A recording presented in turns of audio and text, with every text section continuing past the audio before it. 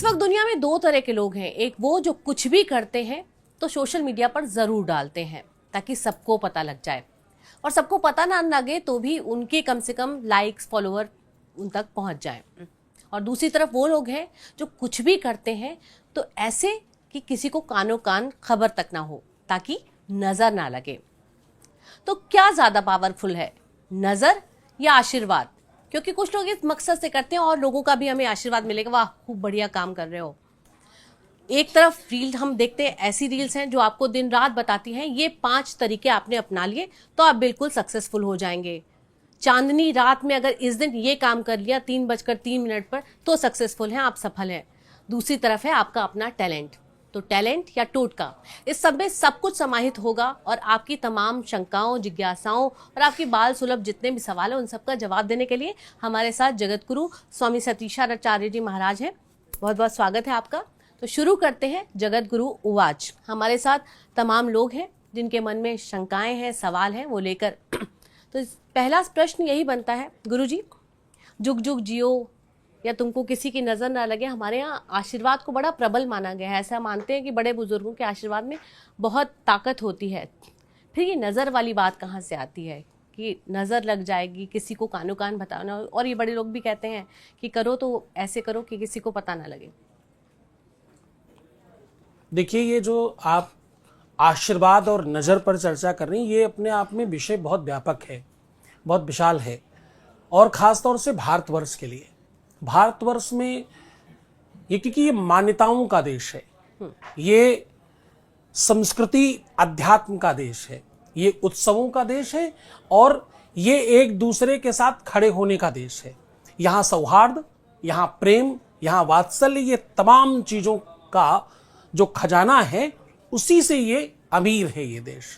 यहाँ सबसे बड़ी अमीरी इसी बात की है, और मान्यताओं के आधार पर ही ये विश्वगुरु है, क्योंकि मान्यताएं यहाँ हैं और उन मान्यताओं को प्रबलता से जाना, समझा, बताया और जाना गया, सिखाया गया। अगर आशीर्वाद काम करता है तो नजर भी काम करती होगी।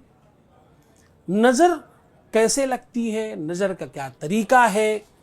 हमारे भारतवर्ष की जहां एक तरफ बड़ी गरिमा है, वहीं दूसरी तरफ बड़ी विडंबना भी है। हमारे यहाँ कौवा कान ले गया तो कौवे के पीछे भागेंगे, कान नहीं चेक करेंगे।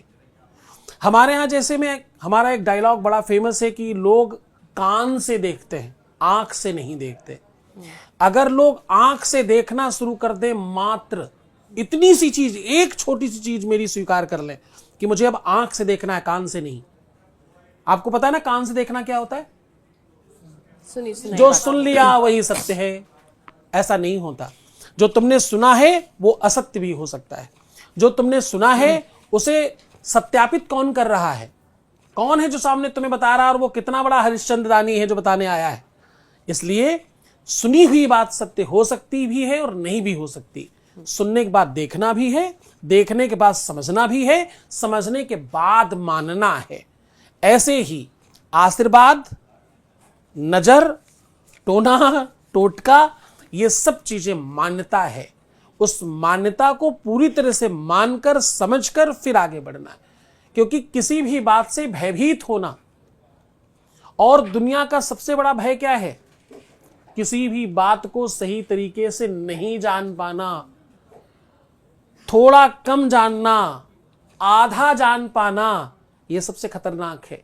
ये नजर टोटके से ज्यादा, मेरी नजर में सबसे बड़ा नजर टोटका क्या है? आधा जान पाना, आधी अधूरी जानकारी रखना। मुझे कोई पूछ रहा था गूगल पे चैट जीपीटी और इन सब पर क्यों ना पूछे, तो मैंने कहा इसलिए नहीं पूछो कि उनका जो सोर्स है वो सही है कि नहीं, इस पर तुम्हें विश्वास करना चाहिए नहीं। क्योंकि उनका सोर्स क्या है? जो पीछे दिया गया, और पीछे देने वाले लोग विदेश में बैठे। वो तुम्हारे धर्म को कितना जानते हैं, कितना समझते हैं, ये बात आपसे ज्यादा कौन समझ सकता है? वो तुम्हारे धर्म के प्रति आकर्षित तो हैं पर अभी जानते नहीं। इसलिए हमेशा अपने धर्म को समझने के लिए धर्माचार्यों पर विश्वास करो, और प्रमाणित धर्माचार्यों पर विश्वास करो।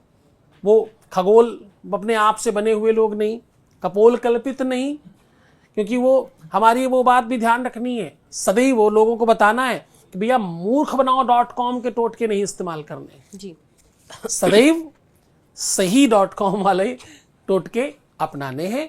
नजर भी होती है, आशीर्वाद भी होता है, पर इस पर अज्ञानता ज्यादा है, इस पर भय ज्यादा है, इस पर संदेह ज्यादा है, इस पर बनावटीपन बहुत ज्यादा है।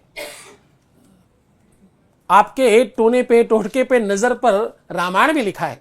रामायण में परशुराम से लक्ष्मण जी कह रहे हैं, बोले यहां कुम्हड़ बतिया को ना ही जे तर्जनी देखी मर जाई।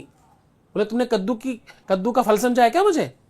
लौकी की छोटी वाला फूल समझा है क्या, जो बिल्कुल छोटी सी शुरू होती, छोटी सी बतिया जो उंगली दिखाओगे और हम मर जाएंगे।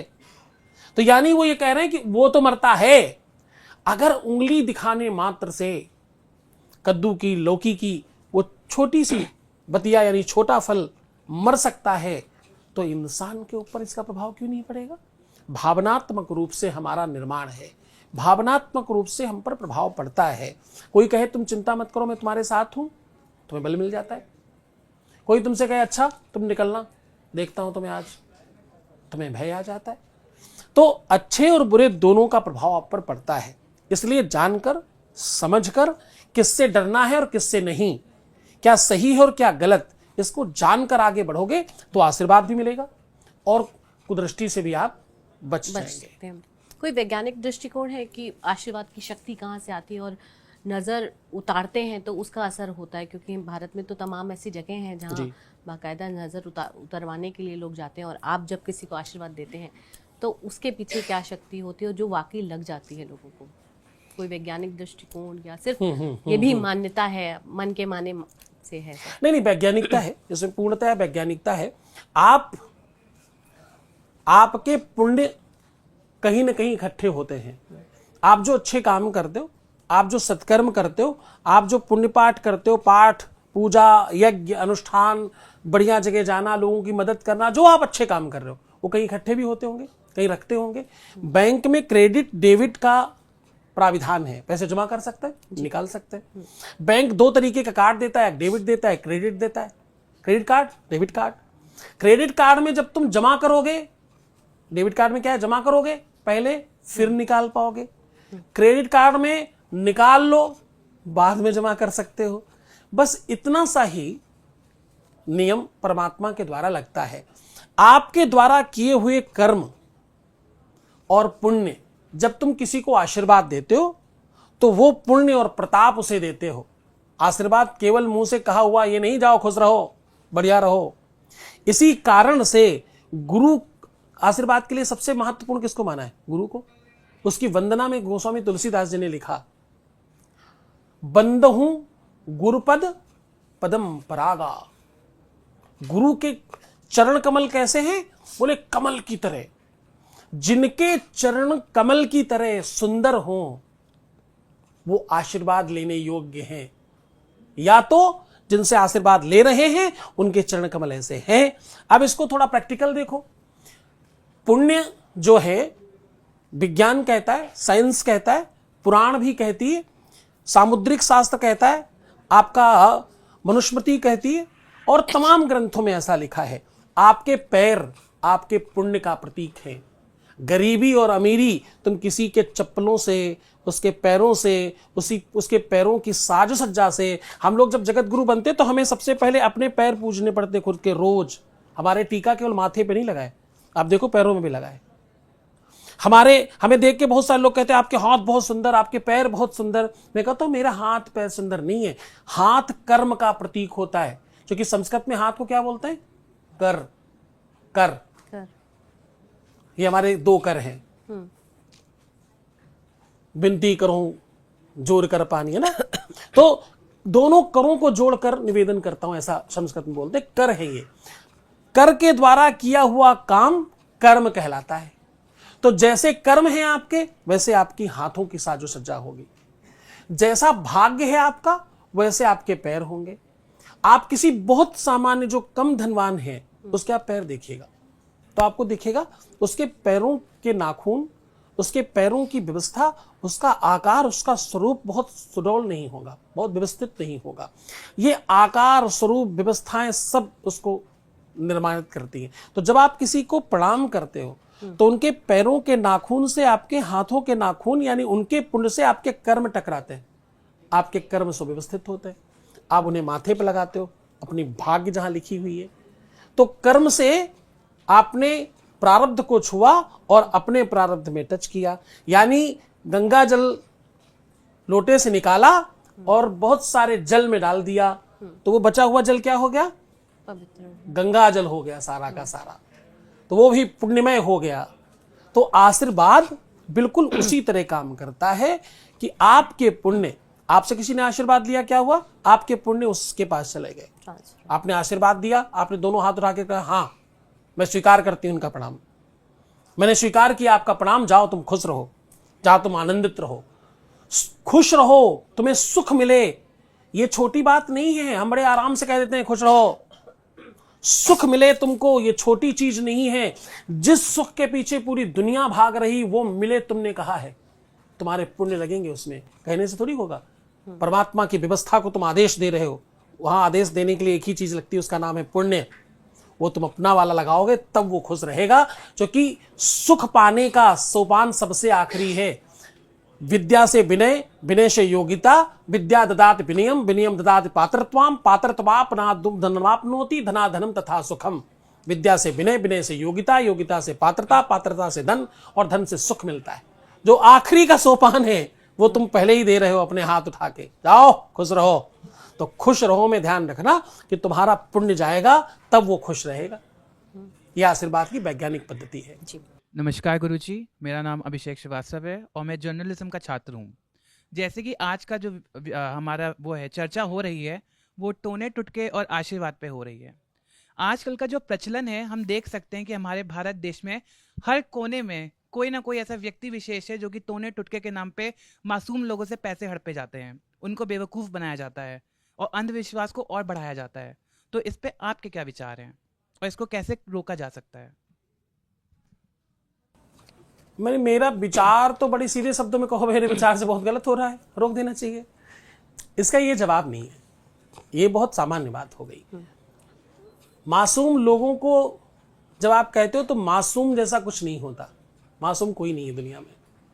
सब स्वतंत्र हैं, सब अपने विचारों के मालिक हैं, उनकी स्वेच्छा है और वो स्वेच्छा से जा रहे हैं। जाना ही क्यों, किसको नहीं पता ये गलत है। कोई ना मासूम है ना कोई सामान्य है, समय है, काल है, वो संकट है जो उसको मजबूर कर रहा है। वेद ने लिखा, बोले असंभवम है मृगस्य जन्म तथापि रामो लुलभे मृगायाः। असंभव है सोने का मृग होना। सोने का मृग हो सकता है क्या? Living things, non living things एक ही जैसी बात है क्या? दोनों एक ही है क्या? ऐसा हो सकता है? लोहा चलने लगा, ऐसे कैसे? वो तो मशीन लगाई जाएगी, वो व्यवस्था की जाएगी, पर प्राण नहीं है उसमें, उसमें जान नहीं है। Living things, non living things दोनों अलग अलग है। एक धातु है, एक जीव है। धातु जीव पर कैसे पहुंची? ऐसा तो भगवान ने खुद बनाया ही नहीं है। असंभव है सोने का मृग होना। फिर भी क्या हुआ? भगवान राम जैसा व्यक्ति धनुष बाण लेकर लुलहाते घूम रहा है पीछे पीछे पकड़ने कि सोने का मृग लूट कर लाना है, इसको पकड़ कर लाना है सीता के लिए। ये क्या है? बोले प्रायः समापन्न विपत्ति काले धियोरपि पुंसामलिनी भवन्ति। प्रायः बुद्धिमान लोग भी, ज्ञानी लोग भी, सर्वश्रेष्ठ लोग भी प्रायः समापन्न विपत्ति काले, विपत्ति के समय में अच्छे अच्छे ज्ञानी लोग भी बेचारे शून्य हो जाते हैं। हमारे हिंदी में कहावत है, गगरी में थरिया ढूंढने लगते हैं। गगरी का मुंह इतना बड़ा, थाली इतनी बड़ी, उसके अंदर कैसे जा सकती है? लेकिन फिर भी ढूंढ रहे। क्यों? विपत्ति उन्हें ऐसा कराती है, संकट उन विचारों का ऐसा करा रहा है, वो खुद नहीं कर रहे। और मैं उसको फिर से पॉजिटिवली देखता हूं। अगर कदाचित उनके जीवन में धर्म होता तो ये नहीं होता, क्योंकि धर्म ने सिखाया है संकट आए तो क्या करें। तांत्रिकों के पास नहीं भागे हैं। संकट आए तो धीरज, धर्म, मित्र और नारी आपत्काल पर रखी हो चारी। पहले इन चारों का परीक्षण करो, इन चारों के पास देखो। सबसे पहला क्या है? धैर्य, धीरज। अभी थोड़ी देर पहले मैं गुनगुना रहा था इसी पॉइंट पर।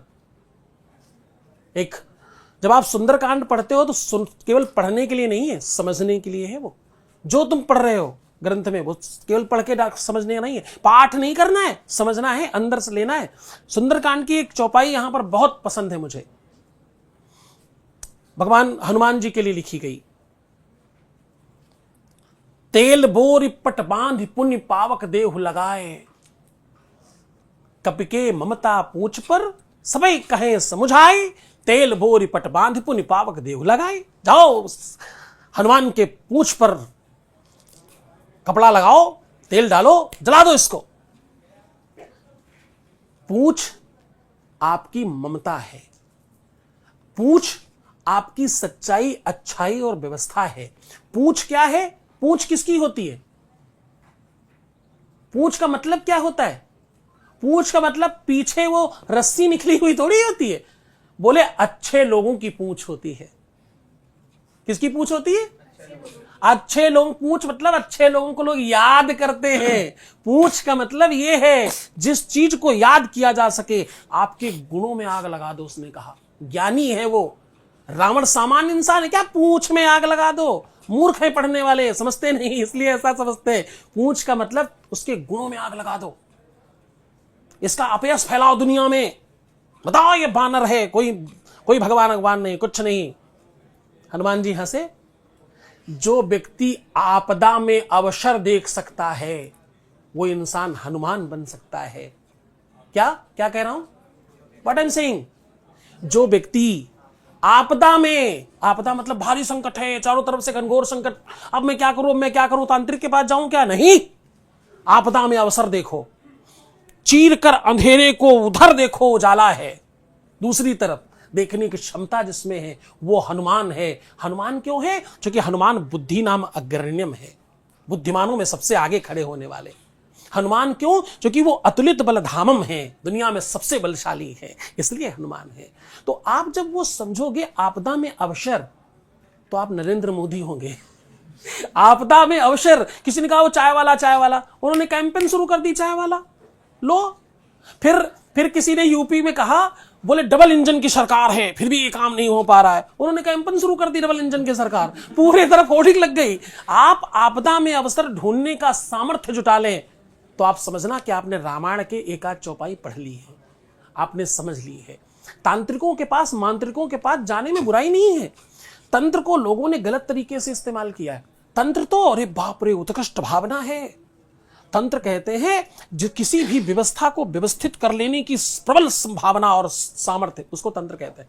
यहां लोग तंत्र मतलब क्या समझते हैं? छू काली कलकत्ते वाली ब्रह्मा विष्णु काली, मेरा वचन न जाए खाली, ओ थुड़बुम स्वाहा। ये तंत्र है क्या? नहीं। तंत्र बड़ी व्यवस्था है। तंत्र वो है जिससे आज चिप्स बन रही है, जिससे कोडिंग हो रही है, उसको तंत्र कहते हैं। तंत्र छोटी चीज है क्या? तंत्र सामान्य चीज है क्या?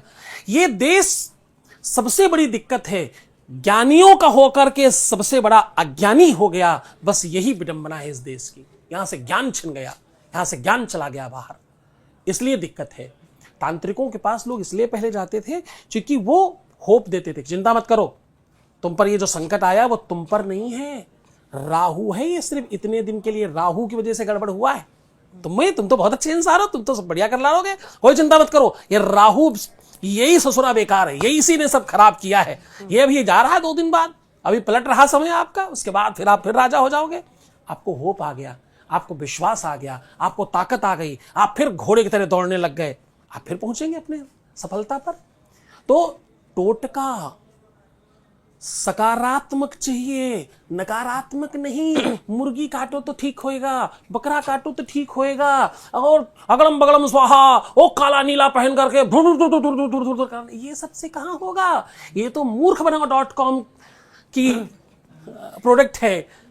ये सारे प्रोडक्ट मूर्ख बनाओ.com से निकलते हैं, उधर ही मिलते हैं। तो स्वामी जी ऐसे तो बहुत सारे गुरु हैं, और जैसे अभी हम बात कर रहे थे बीच में, ऐसे तो बहुत से गुरु जी आ गए हैं। और एक तरफ तो हम ये महिमा भी सुनते हैं, गुरु गोविंद दो खड़े काके लागू पाए, बलिहारी गुरु आपने गोविंद देव मिलाए।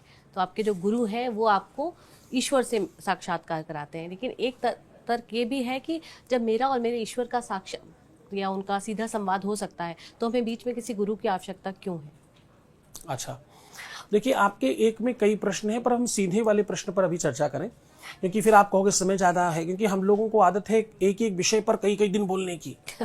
हमारे यहाँ के हमारे रील का कुल परंपरा के जमाना है विवेकानंद थोड़ा। जी ने 0 पर कितने दिन तक बोलते रहे, तो हम लोगों को लंबा बोलने का आदत है, स्वभाव है, परंपरा है हमारी।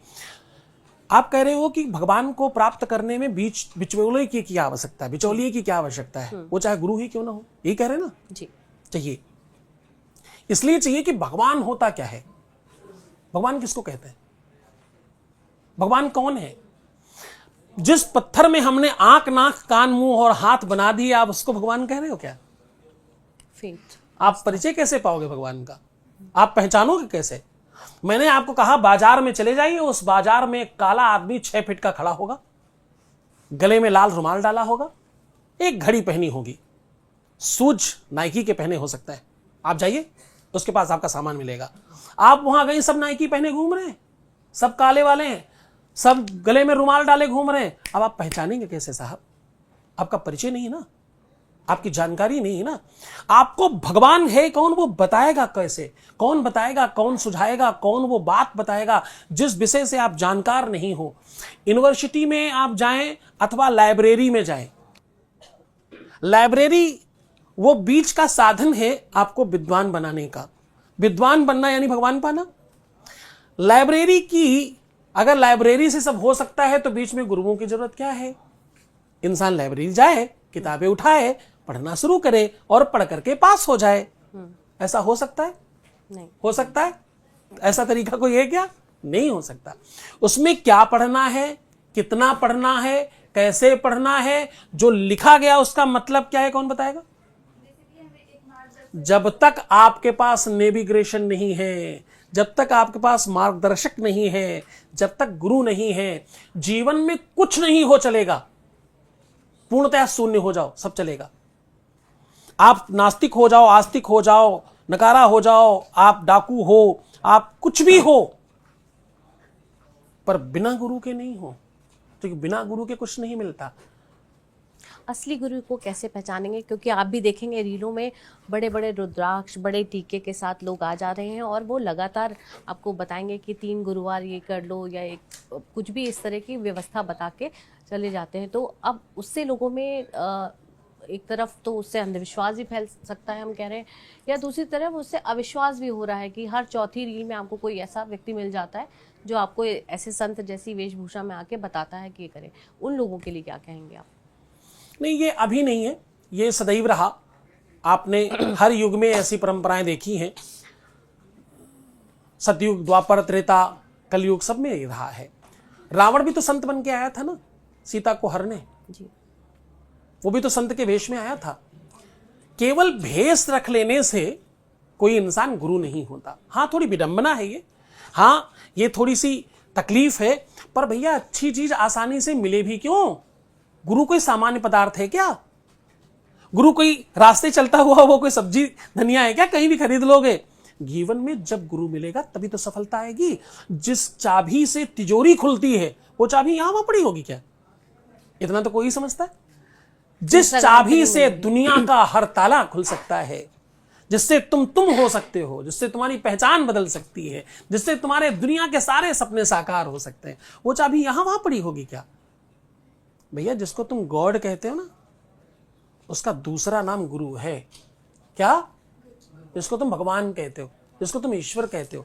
जी for generator, O for operator और डी फॉर डिस्ट्रॉय करने वाला, वही गुरु है। वो खुद होकर कहता है कि उधर पूजा करो, वो है तो स्वयं ही, क्योंकि उसी ने तो सब बताया है तुमको कैसे पूजा करनी, क्या पूजा करनी, किसकी पूजा करनी, क्यों पूजा करनी, वो सब वही करने वाला है। कभी जीवन में पहली बार किसी ने तो बताया होगा ना भगवान कैसा दिखता है, मूर्तिकार ने बनाया कैसे, मूर्ति बनी कैसे, किसी ने तो बताया होगा, वही गुरु था। गुरु के बगैर दुनिया में कुछ भी संभव नहीं है। डी फॉर डिस्ट्रॉय करने वाला, तुम्हारे अवगुणों को जो डिस्ट्रॉय कर दे, तुम्हारे में दुनिया भर की अव्यवस्था है, तुम्हारा नेचर, तुम्हारा स्वभाव, व्यक्तित्व, इधर उधर की जितनी चीजें हैं तुम्हारे अंदर, उस माली की तरह सब काट छांट कर अलग कर दे पेड़ को सुंदर बनाने के लिए, और तुम्हारे स्किल को एनहेंस कर दे, यानी जनरेट कर दे, तुम्हारे स्किल्स को और सुधार दे, जनरेटर बन जाए, और तुम्हारी ताकत को ऑपरेट कर दे, ऑपरेटिव कर दे, वही तो गॉड है, वही तो भगवान है। भा माने भूमि, गा माने गगन, वा माने वायु, आ माने अग्नि, ना माने नीर। ये 5 तत्व जो हैं वही तो भगवान है। भग वा आ और ना, यही तो भगवान है।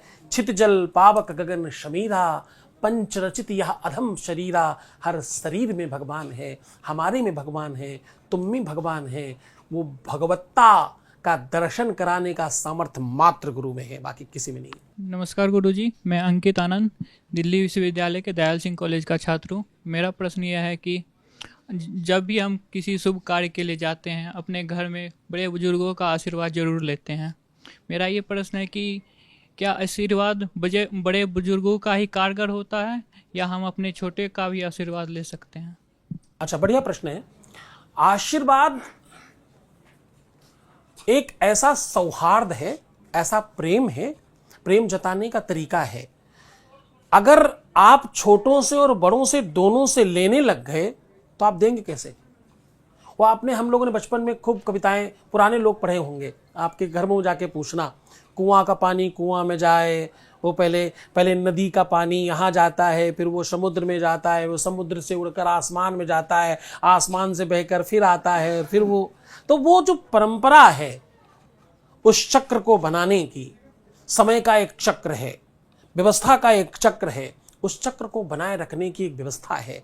जो चीज रोक दोगे, और खास तौर से पानी, ज्ञान, आशीर्वाद, वैभव, और सबसे आवश्यक, अगर आपने इन चीजों को रोक दिया तो आप पूरी तरह से उस वस्तु को बर्बाद कर देंगे। पानी रुक गया तो कीचड़ हो जाएगा, दिमाग रुक गया तो आप पागल हो जाएंगे, आशीर्वाद आपने रोक दिया तो आप मदांध हो जाएंगे और सब खराब कर बैठेंगे। क्योंकि आशीर्वाद लेना और फिर आगे तत्काल दे देना, यही परंपरा है। ददाति पितृगणनाति नानिथै सा प्रसीदति, वेद कहता है।